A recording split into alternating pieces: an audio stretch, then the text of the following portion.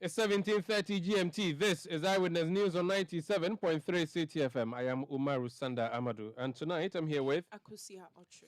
And coming up over the next 90 minutes, the cost of power from independent producers in Ghana appears to be draining the country big time. That's according to the World Bank. We hear the reasoning shortly. Also coming up, as Supreme Court releases the full judgment on Asin North, we hear from the NDC, which is smelling an elephant at the offices of the Electoral Commission. And later on Eyewitness News, school feeding caterers clash with the sector ministry. The ministry wants to give them a raise of 90 pesos going up to 1 cedi 20 pesos per child who is going to be fed. The caterers say it must be 3 cedis or nothing else. Still 97.3 CTFM for more on this and many other stories on Eyewitness News. And in business, Stakeholders within the tech space call on businesses to leverage digital technologies to ensure growth. we are live on Kasha 99.9 FM in Damongo, Holy 98.5 FM in Aplau, Sela Radio 97.1 in Dabala. We are also live on Orange 107.9 FM in Kumasi, Focus 94.3 FM also in Kumasi. We are live on Sky Power 93.5 FM in Takrady, Beach 105.5 FM in Takrady. We are also on Nobia 98.1 FM in Nalerugu. We are live on North Star Radio 92.1 in Tamale. We are on Rekas 92.1 FM in Bongo Namo. We are on Tumpani Radio 88.5 FM in Nadoli and on Jirapa 96.1 FM in Jirapa. Do send us your messages on 0549 986 996, 0549 986 996. That's our WhatsApp number. You can go on Twitter, drop me a message using the hashtag City Newsroom. Tweet at Umaru Sanda or at City973 and the world to hear what you think. We're live on YouTube, we're live on Facebook, we are live on citynewsroom.com. This is Eyewitness News, live from number 11, Dr. Martin Loop in Adabraka in Accra. My name is Umaru Sandamadu here with Akusia Ochi. Let's settle for details of our stories now. And the first one has to do with an issue that has been a big deal in Ghana's basic schools for some time now. It has to do with school feeding program, that policy where the government gives food, at least one hot meal a day, to school children. The ones who do the cooking have packed their utensils and said they're not going to do the cooking anymore. The reason is they've not been paid for a number of months. There's an arrears. And again, they say that the amount that the government gives them to feed children is simply inadequate. Dorothy Ofori Sapon is the secretary for the School Feeding Caterers Association. She's joined me on the line. Madam, you're welcome to Eyewitness News. Thank you. Good evening, my dear. Good evening. This issue appears not to be going away. Remind us again, this policy, what your involvement was as caterers, how many of you were brought on board, what do you do, and why we got to where we have got into now, where issues have got into a head. Thank you very much. Good evening to your, is it viewers or listeners? Both will work. It's fine. Either way, just audience is enough. Audience is enough. Thank you very much. My dear, we all know that President Kufuor initiated this very program to help the vulnerables and also to increase the enrollment in the primary education. But what happened? We left power and then NDC came, they also continued, and now we are in power again. We've been cooking for the past 6 to 7 years for 97 pesos. And the agreement was that when we cook for a term, the government will also pay us. Then we can also cook again. But what happened recently, after the Minister of Gender, former Minister of Gender, people left, those who came didn't treat us fine. We could work for more than a year, and the payments wouldn't be coming. And when it comes to, they would deduct some and send on cooking day. Right from 2019 to date, they've never given us 100% payment. They could pay for some people and leave others. A whole lot of issues. But what happened last year was just too much for us. With these higher prices in foodstuffs, we cooked for the whole year, and then you are coming to pay us in 2023. Then you divided the money. And you were saying all sorts of allegations on cooking days and all stuff. Then we said, no, if you don't give us the right amount and then you increase it, we are not going to cook. And from, I think, March up to now, we are not cooking. And we are so on strike.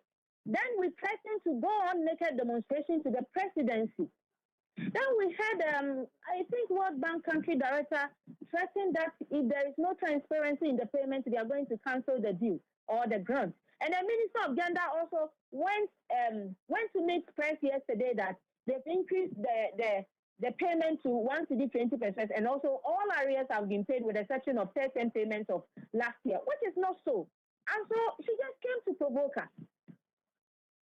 Okay, now the arrears that we're talking about, how many years is that? It's so many years. You're saying since Otiko Afisa Jaba, that's like forever. Do you have a record of how many years debt we are discussing? When she left 2019, and those who took over, they didn't do diligence. They paid some people, they left others, and then complaints. A whole lot of issues have been sent to them, but they are not care. They don't care. They don't want to even go to it. And I think that the kind of data they presented to this very woman is also what she came to present yesterday. We'll get to this new minister in a bit, but let's just try and iron out a few of the things. Where do you get your pay from? How does your money come to you after? Do you do the cooking before you're paid, or you're supposed to be paid before you cook? Okay, it is the gender minister or the gender ministry that take care of our payments. And in the gender ministry, they have a gender coordinator who is in charge of the cooking aspect. And so she is in a person of Mrs. Kwashiga. And so Mrs. Kwashiga also have regional coordinators that coordinate the whole thing from the district desk officers. And so for a district, after the cooking, the district desk officer will collate all the caterers, number of days that they have cooked, and then send it to the region. And the region also will compile all the regional district cooking and then send it to national coordinator for them to also do their due diligence and then pay. And so that is how it goes. And when there is anomalies, it will also report to the same line. So it's like line of communication from district desk officer to the regional coordinator and to the national coordinator. When the program was started and you commended the program under or the policy under Kufuor's administration, were you getting quick payment at the time, regular? Yes, of course, because under that program of Kufuor, it was decentralized because it was then district assembly that was taking care of it. And even that time, they will be provided us with food stuff. The district assembly will organize some suppliers to come and then give us that stuff. Maize, beans, tomatoes, oil, rice, and so on and so forth. And then they were also paying monthly. Every month, the district assembly will issue the check for you to go and claim it from BOG. And so it was good. The payment was coming monthly. But until we lost power, 2008, and then NDC came, they centralized the whole thing. They took it from the district assembly, and then they were controlling it from the central point of view. And they destroyed that payment. And so we believe that even when NPP came again, they were going back to how Kufuor started. And then they continue with the NDC style of payment, and here we are. Now, you, the cooks, are you political, as in, are you party members? Must you be party members? 100% party members. But the truth is that we have some NDCs and other political party women who are also joining us cooking. I see. But I can say that about 70 to 80% people are MPP party members. And the government knows that you are members of the party, and yet you don't get paid. Well. Personally, I'm a party executive. Everybody knows me. What's the reason that you don't get paid by this government? What do they say to you? We don't understand, no. The only thing I can say is that they don't like us. They don't just like us. Why would they dislike you? Maybe they can only explain it, because I don't understand. For instance, if you're a man and you love your wife, can't you provide her with that monthly salary for her to also enjoy and cook better food for you? And so if a man is not giving chop money to the wife, it means that he doesn't regard the wife. And this is exactly what is happening. Are you the same group that met the Ashanti Regional Minister Simon Osemensa and a few weeks ago? And Yes, few months ago. all right, now let's talk about the crux of the issue. Now you're asking that your money be paid you, which has not been paid. You've Yes, also asked that the amount per child be raised from 90 pesos to 3 cedis. That's a huge leap, isn't it?